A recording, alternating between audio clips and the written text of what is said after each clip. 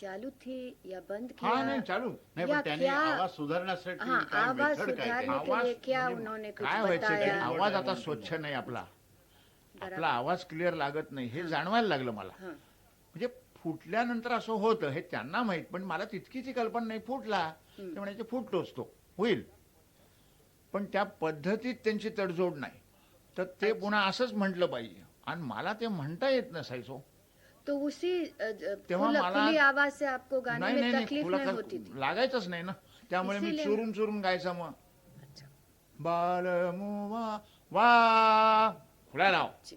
त्यामुळे त्यांनी मला इतकं मारलं त्याच्या संबंधी की अरिष्ट मला मार खाल्ला त्यावेळे खूप बडवलं मला ते का तर तू ते काय म्हणायचे खोल पाण्यात शिर तालीम देताना अच्छा म्हणजे हे एक्सप्लेनेशन नाही नाही, ठीक आहे. उद्देश त्यांचा काय हे बरोबर. करायचा हां. तेव्हा आम्हाला ते समजतही नव्हतं कॅन की बी इंटरप्रेट हा. यस दॅट इज की त्यांच्या मनात तसंच असेल की तो लागेल तक्रार जरी असली काय होतं की खर गळ्यात असली म्हणजे मनुष्य चोरून लावतो आणि त्या काळात चोरून आवाज लावणं किंवा कृत्रिम काहीतरी गळ्यात टाकणं ही पद्धत नव्हती खुल्या गळ्याने गाणं बर माईक नाहीत त्या काळात माईकचं तंत्र नसल्या कारणानं कुठचाही गवई कुठचाही गाण्याचा म्हणा की खुल्या आकाराने गाणं खुल्ला गाणं हेच एकूण प्रत्येक गवयांचं होतं पण त्या 5-6 वर्षाच्या त्या प्रयत्नानंतर तो आवाज आला जाग्यावर आला जागेवर म्हणजे त्याच्यासाठी अत्यंत मात्र खूप एक्सपेरिमेंट करायला लागले अच्छा अतिशय तक्रार हो की असा कोणाचा फुटूही नाही आवाज इतकं वाटायला लागलं की तेव्हा मात्र तुम्ही म्हणता तसं की नाही कोणाचा फुटू नये पण फुटला तर काय करायचं ते जाणून हो, हो. घेण्यासाठीच प्रयत्न आहे तो आपने अभी बताया कि आपने कुछ एक्सपेरिमेंट किया वो एक्सपेरिमेंट माने किस तरह से माने आवाज लगाने में या कुछ गले का एक्सरसाइज या वॉइस एक्सरसाइज किस तरह हा, का आता त्यांची एक्सपेरिमेंट पद्धत काय की प्रत्येक व्यंजन खोलायचे मी सांगितलं की प्रत्येक व्यंजन स्वच्छ लागलं पाहिजे तसंच म्हण ते लागेल नाही लागलं तरी चालेल खर आली तरी चालेल आपल्याला गळ्यात खरखर आली म्हणजे आपण चोरून लावतो येऊ दे म्हणायची पण शब्द जर तुम्ही चोरून म्हटलात की बदडलंच ते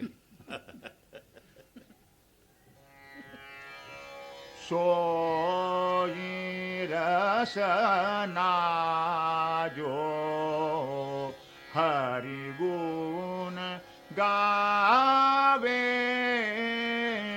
गा पसा जी ते म्हणजे गावे हे पहा म्हणजे पनीसा हा आधार घेतला तुम्ही म्हणजे त्याला जरा रिलॅक्स म्हणतो नाही गा म्हणजे पसा एकदम धड वहाँ करणं लागला जोर पाहिजे तो तसाच लागला पाहिजे जी गावे आता ह्यांनी रिलॅक्स मिळतो गळ्याला नाही गावे सो त्यामुळे प्रत्येक व्यंजन खुलं लागलं पाहिजे आणि मला वाटतं की तोच पुष्कळचा परिणाम अच्छा काही दिवस त्रास झाला तो त्या गळ्याला पण ती जी पद्धत लागली की प्रत्येक स्वच्छ तर त्यामुळे माझं बहुतेक सगळी व्यंजनं स्वच्छ असतात अच्छा बराबर अच्छा आकार तर चांगला असेलच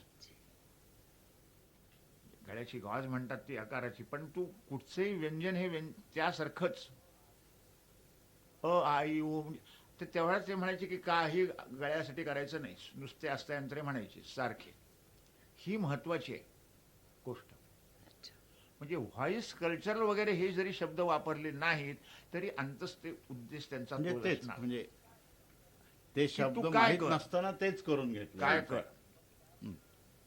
पण त्यावेळेला मी घरी तुम्हाला रियाज करायला सांगत असत हो हो करायचा हाच की ते म्हणायचे अस्तांतरे जेवढे म्हणायचे तेवढे म्हण त्याच्यामुळे काय व्हायचं की अस्तांतरे पाठ व्हायचे जी आवृत्त्या व्हायच्या हम्म. आणि ते अस्तांतरे सारखे म्हणायचे मग ज्या स्वरात असेल त्या स्वरात आपण म्हणत राहायचं बरं हे सगळं करताना तालाच म्हणजे आता तिलवाडा म्हणा झुमरा म्हणा हे जे ताल विशेष करून ग्वाल्हेरमध्ये गायले जातात तर अस्थायी अंतरा म्हणताना तो बरोबर त्या तालाशी संबंधित असा म्हणण्याची जी एक हो, पद्धत आहे पद्धत. ग्वाल्हेरमध्ये तर ती म्हणजे ते तुम्हाला म्हणजे कशी लावून दिली त्यांनी काय आहे की पहिल्यांदा स्वतः बुवा तबला वाजवायचे अच्छा बर ते वाजवून आम्हाला शिकवायचे तो पहले से ही हा, आप तबला के अहो, साथ तेव्हा सीखने आम्हाला लगे. तेव्हाच तिलवाडा शिकवायला सुरुवात केली. म्हणजे काही लहानपणी म्हणजे आता ही लहानपणची गोष्ट की काही वा. कळतही नाही. आपण ऐकून असते. जी. म्हणजे हिशोब आणि बिशोब नाही, ऐकून तो ठेका डोक्यात बसला पाहिजे. बर म्हणजे मला वाटतं तेच बरोबर आहे हो की तो ठेका हा तुमच्या डोक्यात त्याची चाल चालली पाहिजे. ठेक्याची चाल डोक्यात, त्या चालीवर चालली बरोबर. हम्म. इथे आहे कि मात्रा गिन के नहीं, हा मगर उसके वो हा चलन म्हणजे के सांगितलं ना हिसाब मात्र. से. कारण नहीं, वो चीज तो लिहून अलग दिलं, बात. ताल तिलवाडा मात्रा 16 असं लिहून दिलेलं होतं. त्या टाळी 1 5 9 13 म्हणजे 9ला काल 1 5 13 टाळी म्हणजे असं ते. पण त्याचं काही कळायचं नाही. ताल हाताने ताल धरायला शिकवलेला होता. हम्म. आता तुम्ही म्हणाला लिहून दिलं होतं, पण एकूण लिहून देण्याची कितपत पद्धत होती हो नाही त्या नाही काळाला? लिहून पद्धत नाही हा. म्हणजे किंवा तुमचे सगळे पाठांतर असं काही नाही. हम्म. अस्थायी यंत्रे वगैरे हे जे सांगितलेले आता आम्ही लिहून घ्यायचो. नाही ते नंतर हा. म्हणजे त्याने आता काय आता म्हणजे मला वाटतं तुम्ही बरोबर. शिकवताना तुम्हाला लिहून नाही द्यावं नाही लागतं लिहून का? तेव्हा नाही हा. पाठ करायचं मात्र. म्हणजे त्यांच्या समोर लिहिण्याची नव्हती पद्धत. अच्छा, उनके सामने बोल भी लिखना नहीं चाहिए. नाही नाही नाही. त्यामुळे आमचे हस्तांतर त्यावेळेला पाठ व्हायला सुद्धा उशीर लागायचा. बरं म्हणजे एक क्योंकि असता- बीच में शब्द कुछ भूल गए तो फिर लिखा हुआ नाही, है तो नाही. फिर याद आता है, नाही. मगर नहीं लिखा बरं है तो फिर. नोटेशनही समजत नव्हतं तेव्हा. म्हणजे पद्धत अशी आहे किंवा नोटेशन सांगितलंय. म्हणजे आता नोटेशनने हल्लीचे लोक विद्यार्थी पुष्कळ लवकर ग्राफ्स करतात. त्यामुळे ती पद्धत नाही ना. म्हणजे कानावर श्रवणाने जे पडेल ते ऐकायचं आणि तसं अनुकरणानेच थोडक्यात. आणि मला वाटतं हे संगीत हे अनुकरण विद्याच आहे. अच्छा वा. पण मग ग्वाल्हेर घराण्याची वैशिष्ट्य म्हणून तुम्हाला केव्हा जाणवायला लागली ह्याच्यात? घराण्याची वैशिष्ट्य म्हणजे मला म्हणायचं असं की बरं. तुम्ही त्यावेळेला इतर लोकांची गाणी ऐकली असतील तर त्यात ह्या घराण्यातलं काही गाण्याचं वेगळेपण आहे, इतरांचं काही वेगळेपण आहे, हे असं एक फिलिंग प्रथम केव्हा काय आलं? झालं की 9व्या वर्षीपासून जवळजवळ 16-17 वर्षापर्यंत असं म्हणजे घराणं म्हणा किंवा असं काही कळतच नव्हतं आम्हाला. बरं. म्हणजे जे काही आपलं पाठांतर आवृत्त्या करून की बनठाणका म्हटलं की त्याचे हे सारण असं गायचं. म्हणजे त्या चिजेच्या नुरूप गायचं. केदार म्हणजे हे आहे ते आहे असं काही नाही. म्हणजे बनठणका म्हणजे केदार. हूं तो जनमन शांडी आहे म्हणजे कामोद. बालमुआ मोरे सैया सदा रंगीले म्हणजे चीज सुरू झाली की आम्ही सुरू व्हायचे. काय विचारलं ह्याच्यात काय आहे तर सांगता येत नव्हतं. ही वस्तुस्थिती आहे. नाही पण एक जे म्हणतात की बंदिशीच्या अंगाने गाव, हो बंदिशीच्या. तर ते मग इथे येतं. हो म्हणजे बघा त्या लोकांचा उद्देश तोच. फक्त एक्सप्लेन आपण जे आता आम्ही करतो हल्ली विद्यार्थ्यांना की सगळं पहिल्यांदा सांगतो आणि मग त्याचं सांगतो, ती पद्धत नाही. म्हणजे आधी काय त्यांना जे पाहिजे हे बसवून घेणार आणि मग तुम्ही जे डोळस झालात तर त्याच्यावर विचार करता हम्म. की काय सांगितलंय आपल्याला बुवा हे. बरं असं कधी त्यावेळेला असं एक होतं की म्हणजे हे जे उस्ताद असत तेव्हा दुसऱ्या कोणाचं गाणं ऐकून सुद्धा देत नसत, हम्म. तर अशा तऱ्हेचे काही मिराशी बुवाने बंधन घातलं होतं नाही का? नाही बुवा तसे आमचे अत्यंत गरीब होते. म्हणजे असं काही कोणाचं ऐकू नकोस किंवा असं काही. ऐसे कुछ बंधन नहीं थे, ऐसा कहीं सबको नहीं। आप सुन सकते हाँ। थे. पण लेकिन मी ऐसा सांगू भी का रिवाज था उस जी, जमाने मैंने में। सुना है कि हाँ। किसी को सुनने नहीं देते क्योंकि उनको सुन के फिर उनकी घराने की या उनकी कुछ खासियत नहीं, असं अपने काही. मन के ऊपर असर हो नाही नाही जाए. असं काही. असं काही नाही. इतके म्हणजे तसे ते कडक नव्हते काही. बर अत्यंत बुवा आमचे तसे कडक नव्हते म्हणजे तसे कडक नव्हते होते. म्हणजे अशा तऱ्हेचे नव्हते. म्हणजे शिकवण्यासाठी मी मार खाल्ला पण तू कोणाचं ऐकू नको किंवा हे करू नको असं काही नाही. पण मग त्या काळात तुम्हाला विशेष म्हणजे गाणी ऐकायला मिळाली किंवा ऐकावीशी वाटली असं पुण्यात काही? त्यावेळेला मी खरं सांगू का की इतकी गाणी तशी होत नव्हती हो. म्हणजे आजकाल जे गाणं वाजवण्याला जेवढं आज हे आहे तेवढी गाण्याला तेवढं नव्हतं ते. मुळात पुण्यात 1-2 गवई असतील म्हणजे मास्टर कृष्णराव होते आणि आमचे बुवा म्हणजे ज्याला मी गवई म्हणतोय असे. जी. बाकी काय आपले क्लास 20 होते. म्हणजे मी या ह्या पद्धतीत बरोबर कोणी आहे. नाही. नाही एक मेरा शिवाच होते, आणखीन हिराबाई होत्या मला वाटतं तेव्हा. हम्म. पण अगदी 2-4 माणसं आणि इतकी गाणीच कुठे होत होती हो. बर बरं वयात लहान असल्या कारणानं तर काय मुंबईला गाणी झाली म्हणजे काय आम्ही मुंबईला येत नाही नव्हतो. नाही नाही बरोबर. त्या कारणानं तसे फार त्या वयात मी सांगतोय गाणी ऐकली ही खरं म्हणजे मुंबईत मी आल्यानंतरच पुष्कळ, तेव्हा कानावरही पडत नव्हतं आणि गाणीच होत नव्हती इतकी जर, आणि त्यातून क्लासिकलची कोण ऐकते हो? किती समजत असेल त्या काळात सुद्धा हा प्रश्नच आहे. बरं, एक असं आढळतं की पुष्कळ लोक गाताना म्हणजे ख्यालाला आरंभ करताना आलापीनेच आरंभ करतात. नाही नाही, तेव्हा ती पद्धत नव्हती. तो ती आप नुसता बन सा. अच्छा. हो, बरं, बुवा आमचे शेवटपर्यंत तसे गात होते. आमच्यात नंतर हा खूप बदल झालेला आहे. पण आबाल मुवा, अच्छा, सीधा बंदिश हाँ. सुरू करना. राग पुढचा कुठचा का असेना, प्रत्येक ठिकाणी साच. कारण मी एक म्हणजे कृष्णराव शंकर पंडितांचं ऐकलंय जी.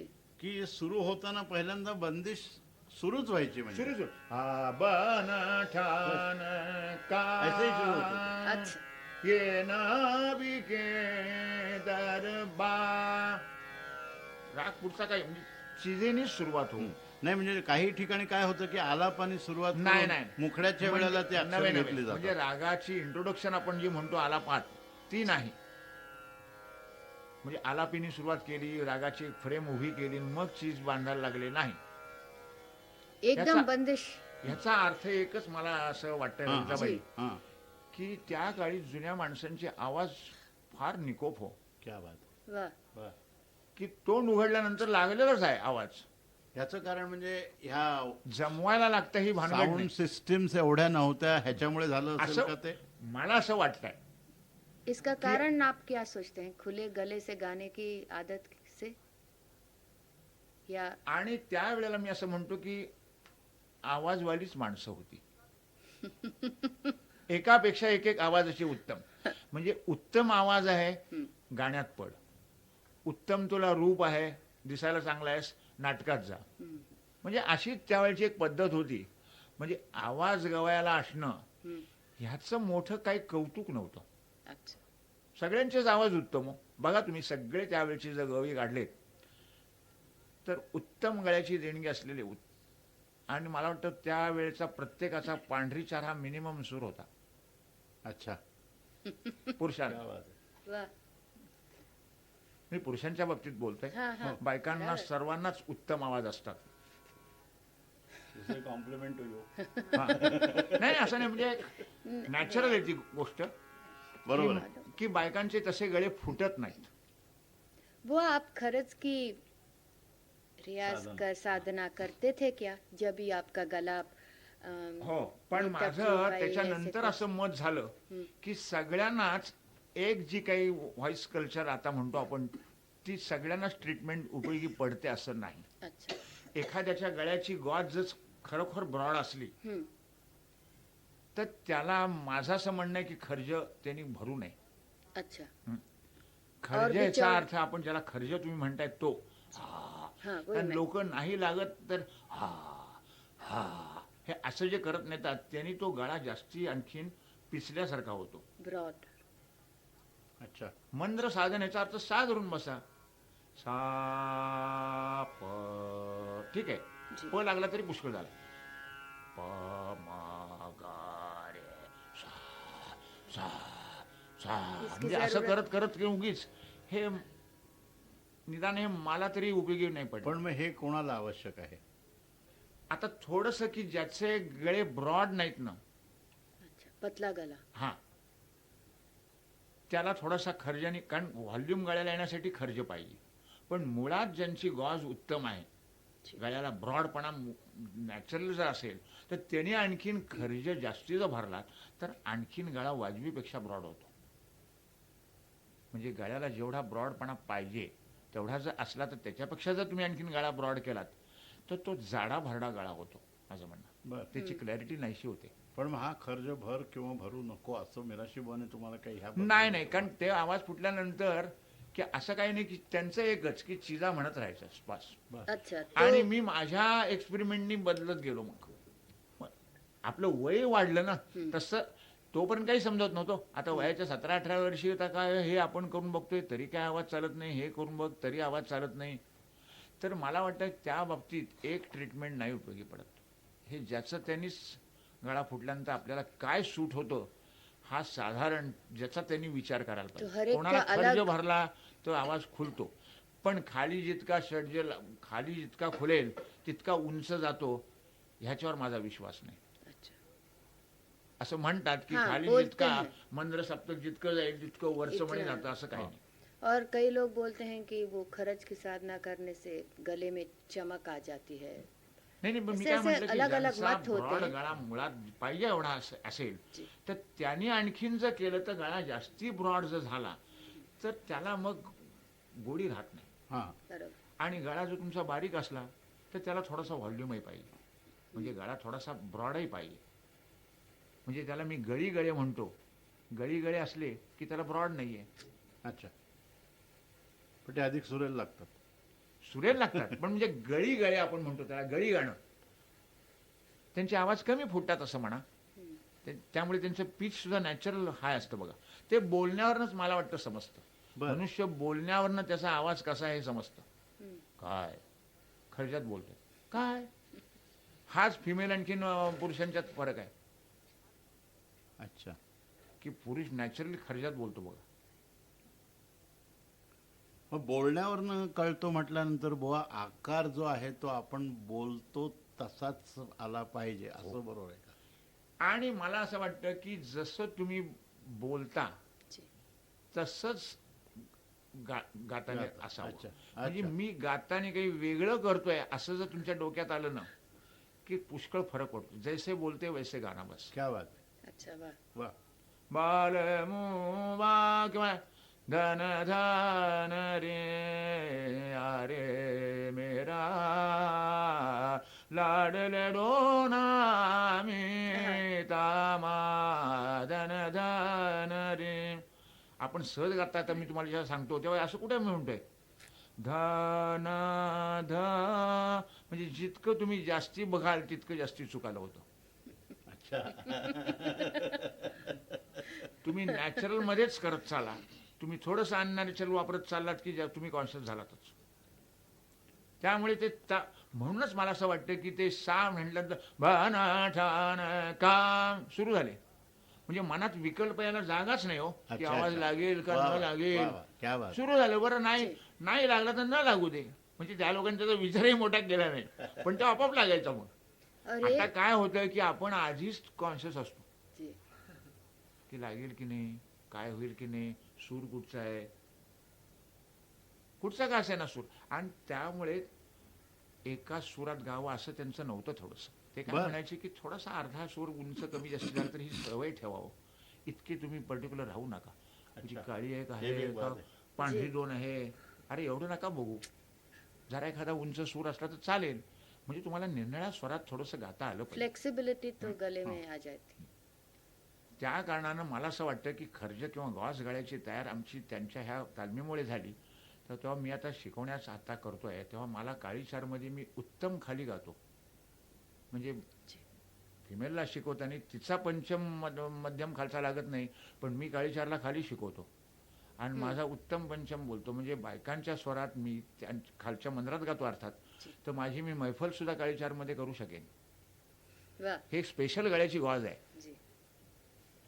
अच्छा. नाही तर काही पुरुषांना काळीचारमध्ये शिकवताना उलटच उलट होतं असं जी. की धड वर सांगता येत नाही, धड खाली सांगता येत नाही. मी कम्प्लीट गाऊ शकतो तसं. पण स्वरात तर गातोच. आता वयोमानाने आपला स्वर कमी होणं हे सोडून द्या, ताकदीचा प्रश्न आहे. हां. ग्वाल्हेर एक म्हणजे आद्य गायन शैली अशी मानली जाते. त्या गायकीची एक वेगळी वेगळी अंग साधारणतः तुम्ही कुठली सांगू शकाल पटकन की काय काय आहे त्याच्यामध्ये? एक तर ग्वाल्हेर गायकी तशी बघा अष्टांग गायकी आहे. अच्छा. म्हणजे त्याची थोडीशी पद्धत की पहिल्यांदा अष्टायंत्रा म्हणणं. अष्टायंत्रावर फार मात्र कटाक्ष ह्या अष्टयंत्रा म्हटलाच पाहिजे. किती वेळा कसा म्हणा ह्याच्याबद्दल काही अशी त्यावेळेला पद्धत अशी का? होती की आता मी सांगितलं की सा म्हटलं की ची सुरू जी. दोनदा अष्टय म्हणायची. जुन्या लोकांची पद्धत. एकदा अंतरा म्हणायचा. अंतरा म्हणायचाच पहिल्यांदा. अच्छा. याचा अर्थच लक्षात ठेवा की आवाज स्वच्छच हो. आता अंतरा नॅचरल उंच आहे म्हटल्यानंतर गवळ्याचा जेव्हा आवाज लागेल तेव्हा तो अंतरा म्हणतोय. तसं नव्हतं. आवाज लागलेलाच आहे तो. अच्छा. तेव्हा अंतरा कसा म्हणू हा प्रश्नच डोक्यात नाही ना. बरोबर. कारण अंतरा नॅचरली वरच असतो की नाही. होय.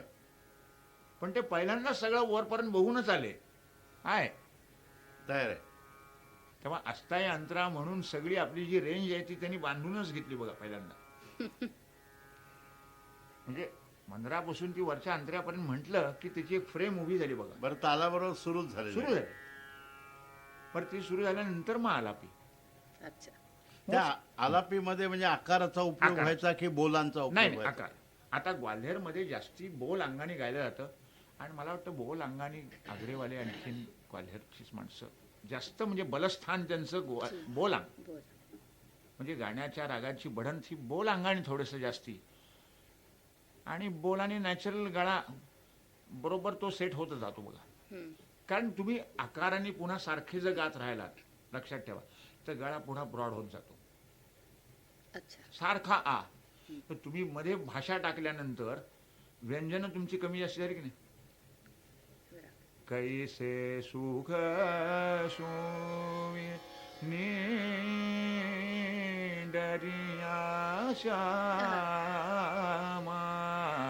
मुरत सीता चढ़ी कैसे. तर सुख हे बोलताना जो पुन्हा गळा जो ब्रॉड झाला होतो आकाराने तो पुन्हा मी असं म्हणतो की तो शिवल्यासारखा गळा होतो. म्हणजे तो फाटच जात नाही, तो पुन्हा कंट्रोल होत जातो गळा. हम्म. कारण सारखा जर तुम्ही आकार होत गेला तरी आवाज स्वतः थकेल हो. हम्म. हम्म, हम्म. आणि तो रुंद नाही का होत जाणार तुम्ही. सारखे जर आकाराने तर आकाराने सुद्धा किती सारखं खुला आकार म्हणजे किती लावायचा त्याला सुद्धा मर्यादा आहेत. हम्म. म्हणजे गळ्याची क्लॅरिटी नाहीशी न होता आकार. अधिक खुला आकार म्हणजे कसा लागतो साधारण तुम्ही कल्पना द्या ना थोडी, म्हणजे काय होतो परिणाम त्याचा बघायला? सोचा सोच सदा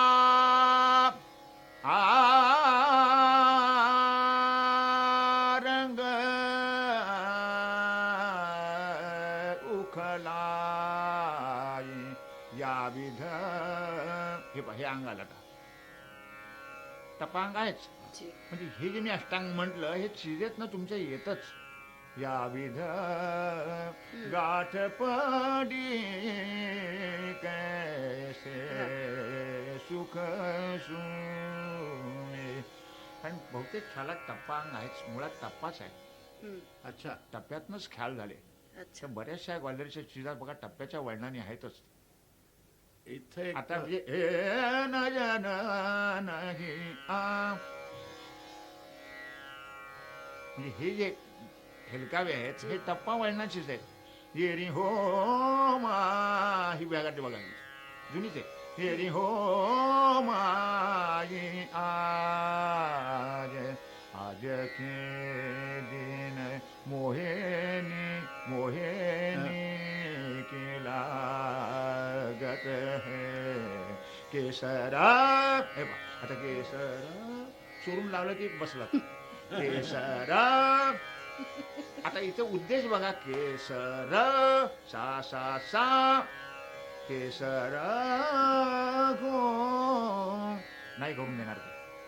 म्हणजे इथे जे तुम्ही एक प्रकारचं सौंदर्य म्हणताय बरोबर आहे सौंदर्य आहे पण केसर गो येरी हो माई आ. अच्छा. ह्या टप्प्यांवर एक असं विचारावं असं वाटतं की आता इथे आरोळकर बुवांचं पण रेकॉर्डिंग चाललेलं आहे, हम्म. तुमचंही होतंय, तुम्ही दोघंही ग्वाल्हेरचे गायक. पण एक म्हणजे कृष्णराव शंकर पंडित म्हणा, आरोळकरजी म्हणा किंवा जाल बालापोरिया म्हणा किंवा अगदी अलीकडचे म्हणजे शरद साठे त्यांच्या परंपरेत, तर यांच्याकडे एक टप्प्याचं अंग दिसतं. ख्याल तुम्ही तेच गाता, त्याच चिजा म्हटल्या जातात, बंदिशी त्याच होतात, पण टप्प्याचं अंग तुमच्याकडे कमी झाल्याचं दिसतं. हो. ही कुठून आली असेल? म्हणजे मला काय म्हणायचं आहे की ग्वाल्हेरची जरी आपण लोक घेतलेत ना तरी ग्वाल्हेरच्या मध्ये सुद्धा तसा फरक होत गेलेलाच आहे बघा. आणि हा प्रत्येक माणसागणित थोडासा फरक होतच जातो. नाही पण मिराशी बुवांच्या पासून सुद्धा हा फरक झाला, म्हणजे मला म्हणायचे की बाळकृष्ण बुवांपासूनच झाला की काय? असणारच तो. वो कारण महाराष्ट्र में प्रत्येकाची बघा आके रह शैली गए वेगळी आहे. इसीलिए हाँ. ये फर्क हो गया क्या? आप कुठे बालकृष्ण बुआ हाँ. ग्वालियर से फिर यहाँ आ गए ना, महाराष्ट्र में आके बस गए, तो हाँ। वो अपने ग्वालियर जहाँ उनका मूल था वहां से काफी हा आता दूर बरोबर हो मी गए. सांगतो तुम्हाला की तो हो की बाळकृष्ण बुवा हे पहिल्यांदा टप्पिस्टच होते. अच्छा अतिशय टप्पा टप्पे की उत्तमच बड़ी अच्छी तालीम उनको टप्पिस्टच मिली थी. असं बड़ी म्हणायचं. अच्छी अच्छा तालीम. अच्छा परंतु त्यांना जेव्हा ख्याल गायची इच्छा झाली हाँ तेव्हा एक त्यांची अशी गोष्ट आहे की जेव्हा त्यांना वासुदेवराव जोशांच्याकडे शिकायला इच्छा झाली हम्म, तेव्हा वासुदेवरावांनी असं सांगितलं की तुझ्या गळ्याला सबन टप्पा वळण आहे ओ तर तुला ख्याल जमणार नाही अच्छा कारण ख्याल थोडासा स्थितप्रज्ञ आहे. हम्म, ख्यालाला थोडं स्टेडी आहे. जी आणि टप्पा हा थोडा हो. सुगम कडे गेला. तर तुझ्या गळ्याला टप्पा असल्यामुळे तुला ख्याल मी शिकवणार नाही. हम्म, पण त्यांची तर ख्याला शिकण्याची इच्छा होती. तर ते म्हणाले की मग तू आजपासून टप्पा सोडलास असं गंगेचं उदक घेऊन सोड अशी त्यांची हकीकत आहे. आणि हे त्यांच्या गंगेवर शिक्षणाची सुरुवात झालेली आहे की तू आजपासून मी आयुष्यात टप्पा पुढे गाणार नाही असं जर मला तू वचन देत असलास तर मी तुला शिकवायचं का नाही त्याचा विचार कर. क्या बात. तेव्हा बाळकृष्ण असं सांगतात की तो दिलं उन्होंने- बुवा उन्होंने बुवा मी कर- तुम्हाला वचन दिलं की वचन मी दिया. ह्याच्या पुढे मी मरस्तोपर्यंत टप्पा गाणार नाही. तो फिर उन्होंने किसी को टप्पे सिखाए भी नहीं. आता हे काही सांगायला आम्हाला काही कल्पना नाही. मी नाही, नाही, इसीलिए शिकवले मैं असतील. शायद दिखाए होंगे लेकिन हाँ. खुद नाही नाही, ने शिकवले गाया असतील होगा. पण बाळकृष्ण म्हणे गायले नाहीत असं बुवांच्या चरित्रातच आहे. बरं ही हकीकत आम्हाला आमच्या गुरुजींनी सांगितलेली नाही पण तुमच्या गुरुजींनी सांगितले म्हणजे ते ऑथेंटिकच हा. म्हटलं. बरोबर. की बुवाने टप्पा सोडला म्हणजे टप्पा तू सोड मी गाणार नाही हम्म, तरच मी तुला ख्याल शिकवीन. आणि अरे तो रे. त्यांनी क्योंकि आप तो दोनों ग्वालियर के गायक जी सुन रहे हैं. इसीलिए मैंने परसों भी पूछा था कि आप टप्पा गाते हैं क्या. और अरुलकर जी के गाने में टप्पे का हम काफी आपको महसूस ज्यादा हो गया होगा. ज्यादा आता है. यहाँ नहीं होता है. आणि पुढं सांगतो की महाराष्ट्रात थोडंसं टप्प्याचं अंग पुढं पुढं कमी झालं. गायकीचा फॉर्म बदलत गेला. जी. म्हणजे माणसं ही सगळी ग्वाल्हेरचीच बघा. तर मला असं म्हणायचं की हा फरक हा होतोच हो. नहीं वो अलग हाँ. हाँ तेव्हा असा मी काही सांगू शकत नाही कुठचं प्युअर आणि काय असं कसं नाही, आपण नाही. सांगू नाही शकणार. पण तसा प्रश्नच नाहीये. हा. नहीं म्हणजे बात उसकी है ही जे नहीं. थोडेसे तिथून बाहेर पडले हाँ प्रत्येक मनुष्य तिथून धंद्याच्या निमित्त किंवा व्यवसायाच्या निमित्त बाहेर पडल्यानंतर न कळत थोडासा तरी एकमेकाचा असर हा होतोच आणि प्रत्येकाची थोडीशी ढब ही बदलतेच. और अपनी खुद खुद पसंद के होणारच. ऊपर वो त्याशिवाय तो मला वाटतं कलाकार होतच नाही. क्या बात. बरोबर. बरोबर. इंडिव्हिज्युअलिटी आल्याशिवाय क्या- तो कलाकारच नाही. जी आपली स्वतंत्र शैली म्हणजे त्याची ग्वाल्हेर वळण असेल. म्हणजे मी बेस माझं होईल. स्वतःपुरतं बोलतोय की माझ्यात सुद्धा बदल झालेलाच आहे. म्हणजे तुम्ही अगदी जर ग्वाल्हेरचा तर कितपत असेल बलस्थान आहे ते. म्हणजे मी ग्वाल्हेरचा आहे ओळखू शकेन हम्म, अच्छा. पण पुष्कळ फरक होत गेला आणि तो तुमचा नकळत होतोच. प्रत्येक कलाकारावर फरक होतो आणि आता तो होणारच. कारण पूर्वी निदान ऐकायलाच मिळत नव्हतं. ऐकायलाच मिळालं नाही म्हणलं तर संस्कार होते कशाला हो. बरोबर आहे. पुण्याचा मनुष्य मुंबईत 5-5 वर्षांनी जात असे. आज आता सकाळ संध्याकाळ जात आहेत. हो. त्यामुळे तुमची इच्छा असो नसो हा परिणाम तुमच्या नकळत हम्म, कुठच्याही गोष्टीचा गाणं काय वाजवणं काय व्यवहार काय हा न कळत तुमच्या एक ह्याच्यामध्ये ते पडतोच संस्कार. बरोबर. आणि जो संस्कार डोक्यात पडतो तो गळ्यातनं उठणार असतो. बरोबर. जे विचार तुमच्या डोक्यात तुम्ही घेतात ते गळ्यातून बाहेर पडणारच. ही तुमची मिराशीबाईंची तालीम साधारणतः किती वर्ष अशी मी चालवली? माझी तालीम जवळजवळ 12 ते 14 वर्ष केली. वाह वाह. वा वा वा वा. और वो आप रोज जाते थे उनके तेव्हा रोज जातो. और कितने माने कितने घंटे की एकदम ऐसी तालीम होती या सुबह से शाम तक उन्हें उनके पास नाही ही नाही, कारण रहते मी थे. काही ये त्यांच्या क्या घरी राहायला नव्हतो. बरोबर हाँ, आहे. ये नाही नाही मी नाही. राहायला नव्हतो. हाँ मी आपला रेग्युलर तेव्हा शाळा करत होतो तेव्हा मी अच्छा, अच्छा. मुळात. स्कूल हाँ. स्कूल जाके हाँ. फिर तो उनका खुद का घर ही पुणे में ही था. हाँ तो वो हम आना पुणे- जाना मी- सुविधा थी हम तो उसकी. पुणे की है. तर रोज त्यांच्या तिथे जायचा. एक तर क्लास त्यांचा आमच्या तिथेच होता जवळ. म्हणजे त्यांनी क्लास तिथे गेला होता आणि रोज 1.5-2 तास पण उत्तम शिकवायचं तेव्हा. त्या काळात मिराशीबाईंच्या मैफलीमधनं तुम्हाला त्यांच्या बरोबर जाण्याचा योग आला असेल. हो हो ते नंतर नंतर. हा. आता ही जी तालीम तुमची मिराशीबाईंकडची झाली तुम्ही स्वतंत्रपणे स्वतःची अशी पहिली मैफल केव्हा केली? जी. ती मैफल म्हणजे मी खरं सांगायचं म्हणजे शिकून झालं माझं तिथे. म्हणजे आता पुढे शिकल्यानंतर हं. त्यामधल्या एक गोष्टीत मला कृतज्ञतापूर्वक सांगायला पाहिजे की एक 12 वर्ष तर मी सलग म्हणजे काय आपलं तालीम घेतली. गुरुदक्षिणा देऊन त्यांची काय वडील देत असेल ते मी त्यांनी कधी मला पैशाच्या ह्यांनी शिकवलंच नाही. हं. पण मला मग नंतर काही 2-3 वर्ष मला डॉक्टर भडकमकरांची स्कॉलरशिप मिळाली बरं. आणि त्या स्कॉलरशिपच्या मुळे माझे गुरुबंधू काणेबुवा म्हणून इचलकरंजीचे हो. आहेत ते होते. ते न मी तर आम्हाला ती स्कॉलरशिप काही 2-3 वर्ष मिळाली. बरं. हे नंतर म्हणजे जी. 12-13 वर्ष शिकल्याच्या नंतर म्हणजे असं ते माझं 14-15 वर्ष मी बुवांच्याकडे सतत तालीम तुमचे घेतली. त्या काळात तुमच्या बरोबर मिराशी बुवांकडे शिकणारे आणखी कोण कोण होते? काणेबुवा म्हणालात तुम्ही. हा वो काणेबुवा अभी होते. हैं क्या? हाँ, इचलकरंजी में है. काणेबुवा आहेत. आपके पास सीखे हैं? एक ये दयानंद मैंने कामत सुना है, इसीलिए काणे बुआ हाँ. वही हैं क्या पूछ रहे थे. काणेबुवा दयानंद कामत म्हणून एक होते. बरं एक शंकर पवार म्हणून एक होते. बरं पण मग ते पुढे ट्रेनिंग कॉलेजमध्ये गायन मास्टर म्हणून झाले. एक इनामदार म्हणून एक बाई होत्या त्या हुजूर बागेत संगीत शिक्षिका होत्या. बरं. अशी मोजकी मंडळी. तेव्हा फार अहो गाणं कमी शिकत असतो लोक. हं. इतका प्रचार पण नव्हता. डी.व्ही. पलुस्करांनी मिराशी बुवांकडे गेले होते. हो हो हा. म्हणजे ते मलाही आठवत आहे. म्हणजे मी नंतरच सांगतोय. हा. म्हणजे आम्ही जेव्हा शिकत होते तेव्हा बापूराव नाही. येत नसत. बापूराव ते विनायक बुवांच्याकडे शिकले. बरं. पण नंतर म्हणजे मला आठवत आहे की रामभाऊ मराठे माझे गुरुबंधू तेही येत होते. अच्छा. हो राम मराठ्यांनी 2-3 वर्ष तालीम घेतली. म्हणजे मी होतो तेव्हा. हं. म्हणजे हे मी सांगतोय 12 वर्षाच्या नंतरचं. म्हणजे पहिल्या 12 वर्षाचं झालंच आहे. म्हणजे जवळजवळ 15 वर्ष जो बुवांच्याकडे होतो म्हणायला काही हरकत नाही. 15-16 म्हणजे मी मुंबईला येतो पर्यंत. हं. तर ते शेवटच्या ह्याच्यात बापूराव पलुस्कर येत असत. बाळकृष्णवांचा नातू येत असे चंदूरकर. हां. ते आता जोधपूरला असतात. अच्छा. पण तुमची स्वतंत्र अशी मैफल कुठल्या काळात झाली त्यावेळेला हं. की जिथे तुम्ही स्वतंत्रपणे रंगमंचावर गायला? नाही स्वतंत्र म्हणजे मी सांगू का की तेव्हा गुरुपौर्णिमा करत असत बुवा. बरं. तेव्हा ते आम्हाला गायला लावायचे. हं. आणि तेव्हा तो चान्स मिळायचा आम्हाला. मग तेव्हा ते प्रत्येक तबलजी बरोबर शंकर भैया असायचे तेव्हा एक पुण्यात. हां. त्यांच्यावर गा ह्यांच्यावर गा त्यांच्यावर गा म्हणजे गुरुपौर्णिमेतच गाणं हां. असं काहीतरी. मगर वो अच्छा माहौल रहता था कि साल में एक बार गुरु के. हा पण ते गाणं ऐकून मिराशी बुवांनी काही म्हणजे त्या गाण्याबद्दल काही त्यांचं ओपिनियन झाल्याचं तुम्हाला का लक्षात आलं का काही?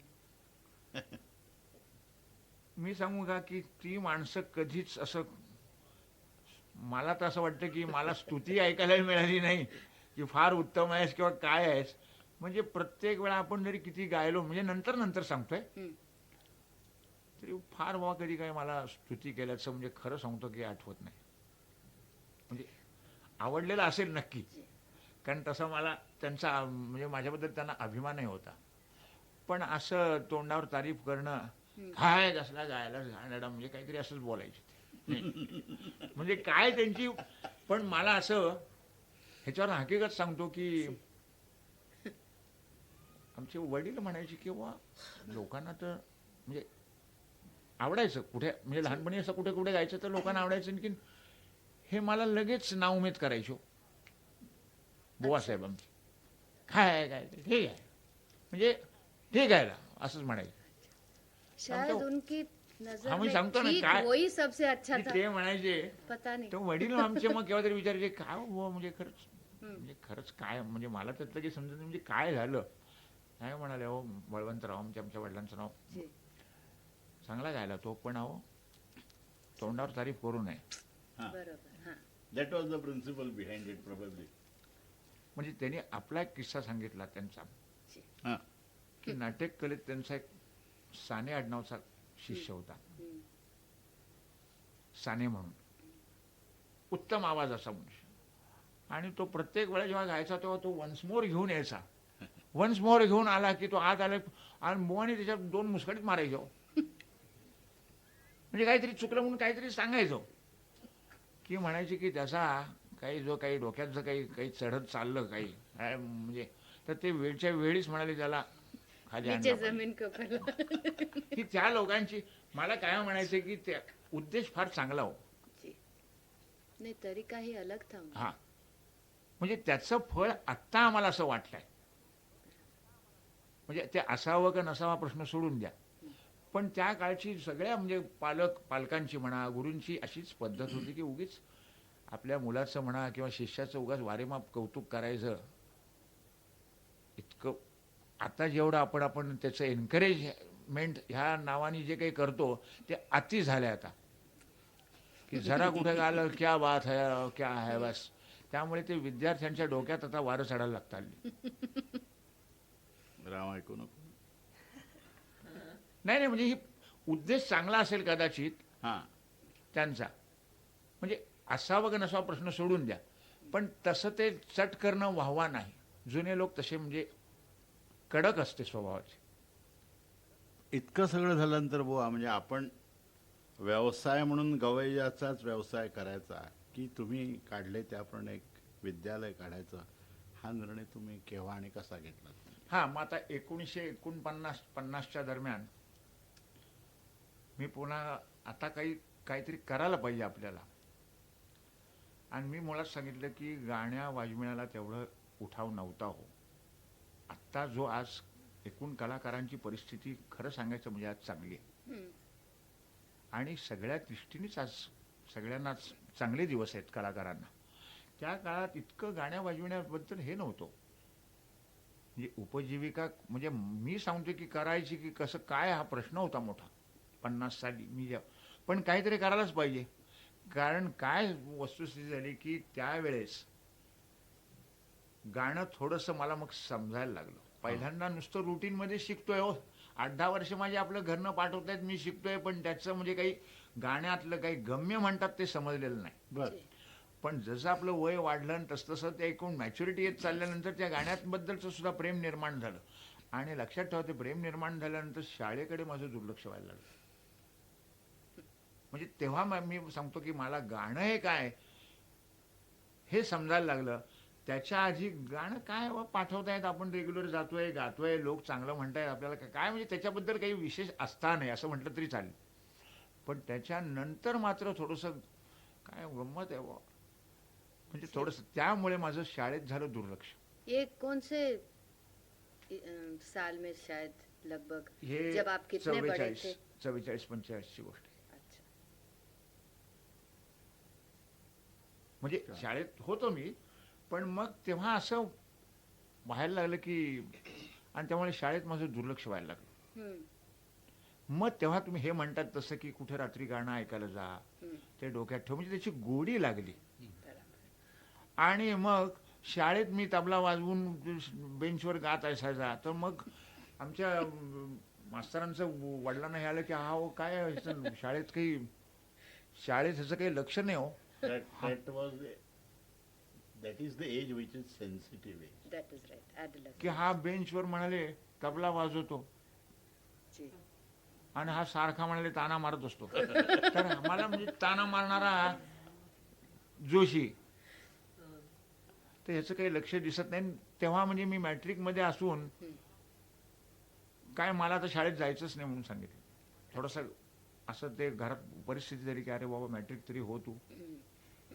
पण इतकं गाण्याचं डोक्यात वेळ गेलं तेव्हा की माझं शाळेत, आणि मला सांगायचं आहे काय की तेव्हाच की आता जे म्हटलं की राम मराठे माझ्या शेजारीच राहायचं असं. बर अच्छा. अगदी जस्ट माझ्या शेजारच्याच बिल्डिंगमध्ये. आणि ते शाळेत मिळत नसत, तर मला ते म्हणजे त्या वयात असं वाटायचं की हा राम काही शाळेत मिळत नाही बघा, त्याची मजा हो.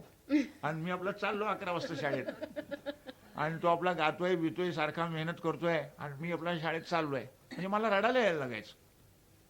मग मी जी काही लहानपणी करायचं की दांड्या मारायचा शाळेला, त्यामुळे पण ती तात्पर्य माझी शाळा सुटलीच. म्हणजे मला इच्छाच होईना शाळेत जायची, आणि शाळा सुटली माझी तात्पर्य. म्हणजे मी नॉन मॅट्रिक पर्यंत आहे.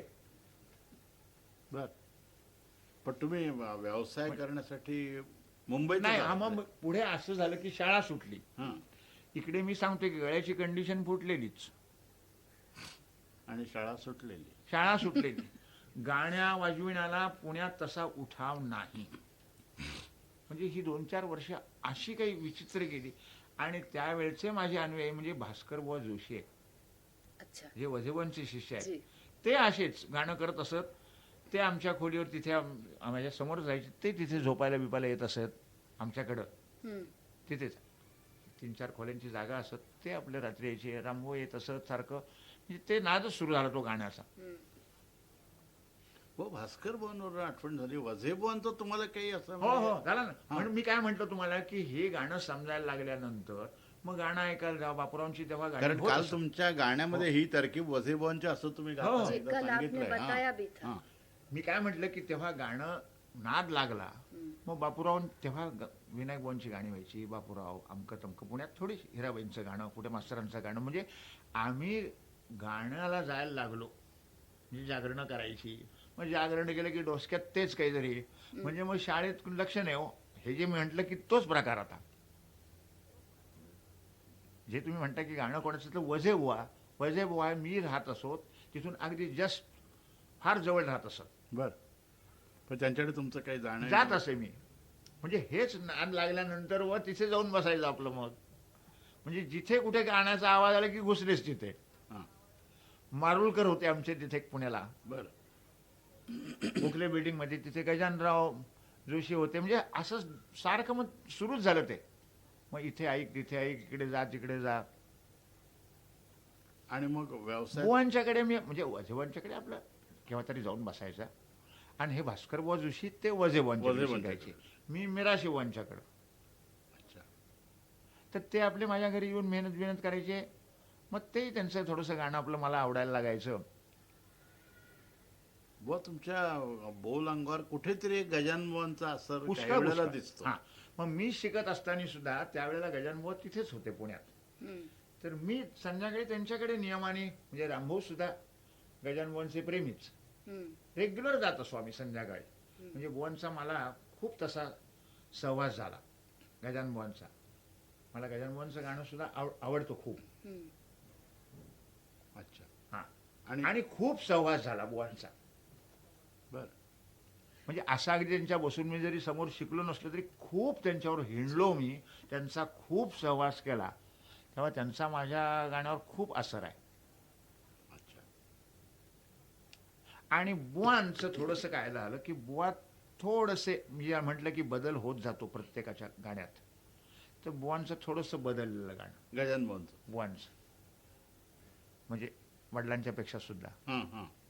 म्हणजे बुवा आमची मिराशी बुवा ही त्यांचे म्हणजे त्यांचे वडील बुवा हे एक नमुना. त्याच्यात थोडासा बदल गजानन बुवांच्याकडे झाला. हम्म. कारण इतर गाण्यांच्याकडे शिकले ते. जी. म्हणजे आपलं चांगलं आहेच हो, पण दुसऱ्याचंही काही चांगलं असतं. हा एक वृत्तीने त्यांनी सगळ्यांच्याकडचं असं थोडंसं एक सुरू करून त्यांचं एक गाण्याचा वेगळाच धर्म झाला. हम्म. त्याचाही माझ्यावर असर व्हायला लागला.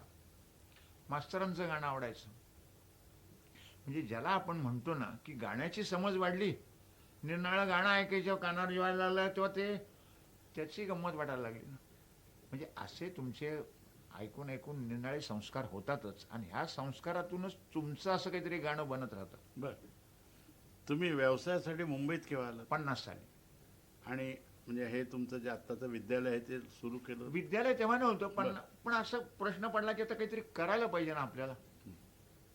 परिस्थितीनुरूप मला करायला लागलं. बरं. असं म्हणा तुम्ही बर. की आता आपल्याला काहीतरी ह्याच्यात पडलंच पाहिजे.